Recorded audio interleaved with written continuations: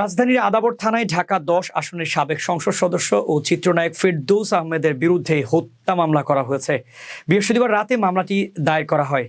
এদিকে বৈষম্য বিরোধী ছাত্র আন্দোলনের সময় পোশাক শ্রমিক রুবেল হত্যার ঘটনায় সাবেক প্রধানমন্ত্রী শেখ হাসিনা ও আওয়ামী লীগের সাধারণ সম্পাদক ওবায়দুল কাদের সহ ১৫৬ জনের নাম উল্লেখ করে একই থানায় ৫০০ জনের বিরুদ্ধে মামলা করা হয়েছে। এর মধ্যে রয়েছেন ফেরদৌস আহমেদও। দ্বাদশ জাতীয় সংসদ নির্বাচনে ঢাকা ১০ আসন থেকে আওয়ামী লীগের নৌকা প্রতীকে নির্বাচন করে জয়লাভ করেন চিত্রনায়ক ফেরদৌস।